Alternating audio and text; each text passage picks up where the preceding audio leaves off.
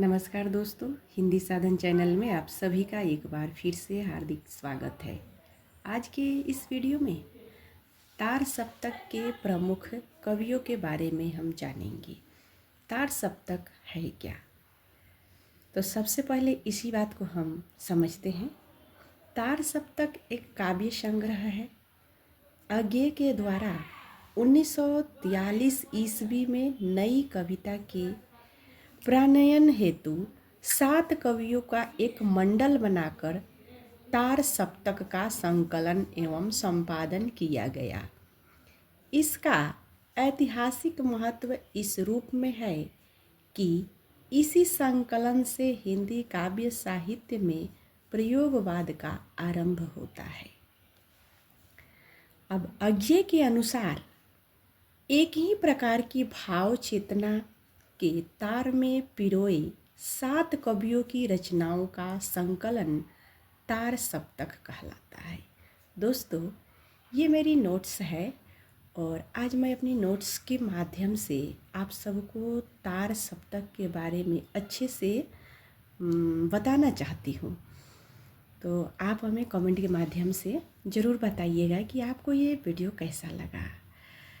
आइए, तार सप्तक मूलतः प्रभाकर माचवे की दिमाग की उपज मानी जाती है, परंतु इसके प्रवर्तन का श्रेय अज्ञे को प्रदान किया जाता है। तार सप्तक के कवियों को अज्ञे ने राहों के अन्वेषी कहा है। हिंदी साहित्य जगत में अब तक 4 तार सप्तकों की स्थापना हो चुकी है। आइए, तार सप्तक 1943 ईस्वी के बारे में सबसे पहले जानते हैं।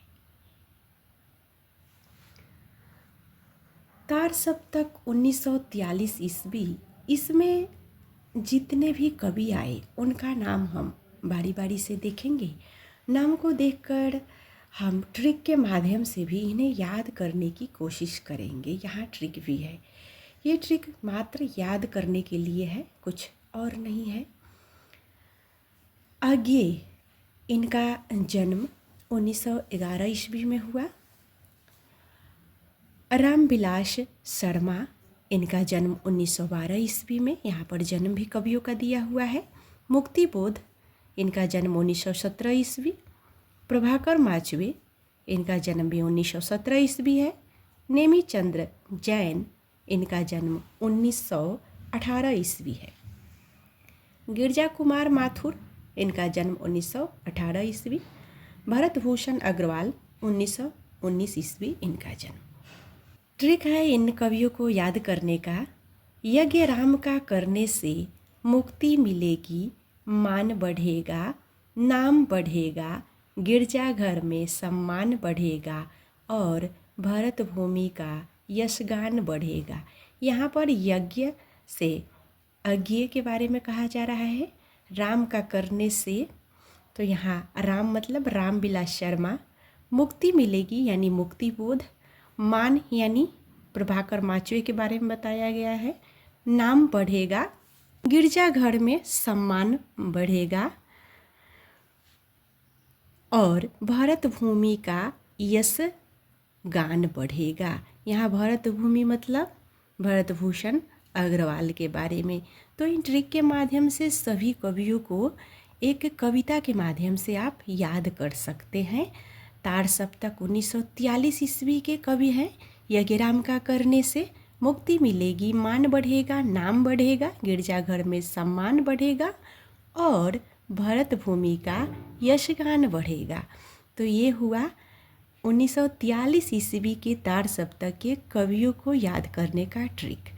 आइए अब आगे बढ़ते हैं। दूसरा तार सप्तक 1951 ईस्वी।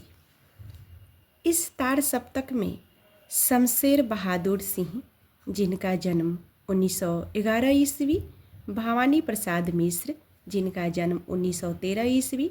शकुंतला माथुर, जिनका जन्म 1922 ईस्वी। हरिनारायण व्यास, इनका जन्म 1923 ईस्वी। नरेश मेहता, इनका जन्म 1924 ईस्वी। धर्मवीर भारती, इनका जन्म 1926 ईस्वी। और रघुवीर सहाय, इनका जन्म 1929 ईस्वी।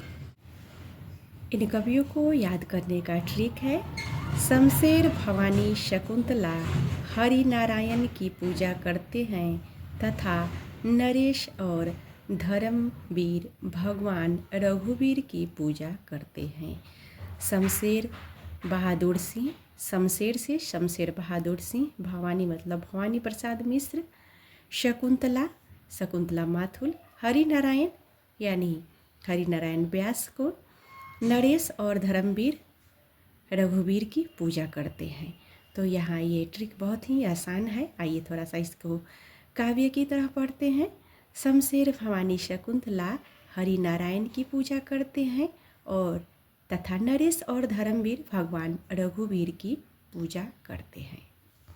आइए तीसरा सप्तक को देखते हैं।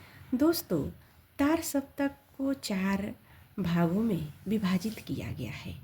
तो यहाँ पर हम दूसरा तीसरा पढ़ रहे हैं। जो 1943 का तार सप्तक है उसको पहला नहीं कहते हैं, उसको तार सप्तक नाम से ही जानते हैं।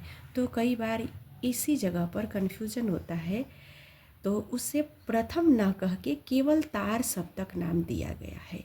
तो यहाँ पर आपका जो डाउट होगा वो क्लियर हो। आइए अब तीसरा तार सप्तक को देखते हैं। तीसरा तार सप्तक का समय है सन 1951 ईस्वी।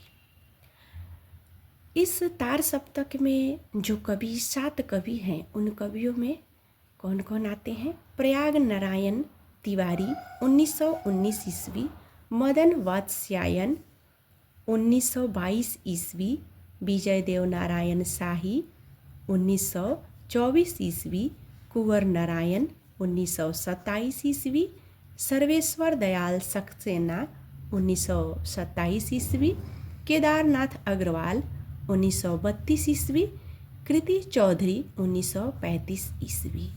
अब तीसरे तार सप्तक के कवियों को याद करने का ट्रिक कुछ इस प्रकार है। प्रयाग के मेले में मदन और विजय जाते हैं क्योंकि वह कुंवारे हैं और वहाँ सब कुछ मिलता है, कुदरत से यश कृति भी बढ़ जाती है। तो ये हुआ तीसरे सप्तक को याद करने का ट्रिक। तो यहाँ पर कवियों के नाम देखते हैं। प्रयाग के मेले में प्रयाग नारायण तिवारी, मदन और विजय जाते हैं क्योंकि वह कुंवारे हैं, कुंवर नारायण, और सब कुछ मिल जाता है यानी सर्वेश्वर दयाल कुदरत की कृपा से। तो यहाँ पर देखिए केदारनाथ अग्रवाल की बात कही गई है, यश कृति बढ़ जाती है। तो इस प्रकार से इन तार सप्तक के कवियों को ट्रिक के माध्यम से आसानी से आप याद कर सकते हैं। ट्रिक ना कह के हम साहित्य पढ़ रहे हैं तो हम क्यों ना इसका नाम रखें कि काव्य यानी कविता के द्वारा इन कवियों को कैसे याद कर सकते हैं। आइए चौथे तार सप्तक के कवियों को हम पढ़ते हैं। चौथा तार सप्तक 1979 ईस्वी। इस में आने वाले कवि हैं इस तार सप्तक के अंतर्गत अवधेश कुमार, राजेंद्र किशोर। देखिए दोस्त, यहाँ पर हम कवियों का जन्म क्रम नहीं लिखे हैं, अन्य तीनों में लिखे हुए हैं।